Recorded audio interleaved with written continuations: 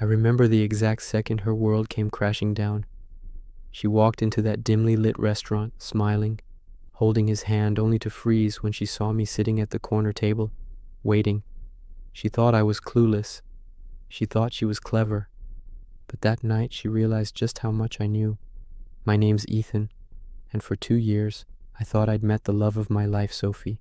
She was charming, funny, and had this way of making everyone in the room feel like they mattered. To me, she was my world.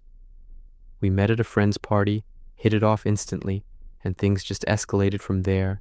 Dinners, late-night calls, weekend getaways. We weren't perfect, but I thought we were solid.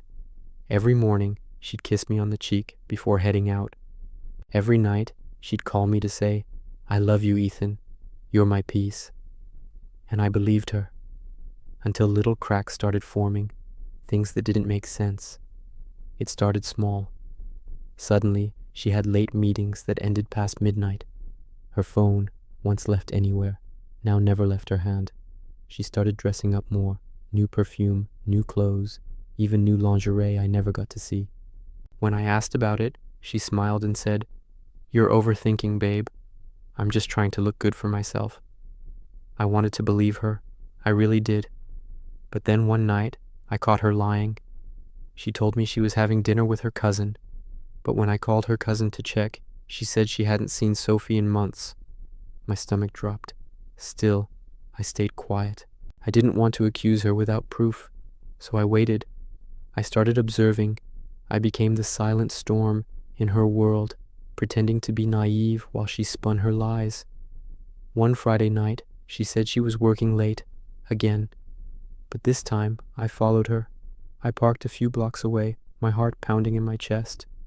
I watched as she walked into a downtown restaurant, not alone, but with him, tall guy, sharp suit, hand resting on her back like he'd done it 1,000 times before. They sat at a corner booth. She was laughing, glowing, the kind of smile she hadn't shown me in months. That's when I took out my phone and snapped a few photos, but I didn't confront her right away. No, that would have been too easy, too expected. I wanted her to feel the weight of her own betrayal. A week later, I told her I'd planned a special dinner for us, to celebrate how far we've come, I said. She beamed. She actually had the nerve to smile, completely unaware. I reserved a table at that same restaurant, the same corner booth, the same spot where she thought she could hide. I got there early, waiting. An hour later, she walked in, dressed beautifully, her hair done perfectly. But she wasn't alone. She was with him again. And when she saw me sitting there, calmly sipping a drink, her entire body froze. Her face turned white. The man looked confused. I smiled and said, "Oh, don't stop on my account. You two clearly have dinner plans." I slid the envelope of photos across the table and added, "You left your truth behind last week. Thought you might want it back." Then I stood, left enough cash for my drink, and walked out without another word. She called me nonstop that night, text after text, apologies, excuses, promises, but I didn't respond. The silence was my revenge and her punishment. In the days that followed, she showed up at my place crying, begging for forgiveness. I listened, but I felt nothing. The love I had for her died the moment she looked me in the eye and lied, so I let her go.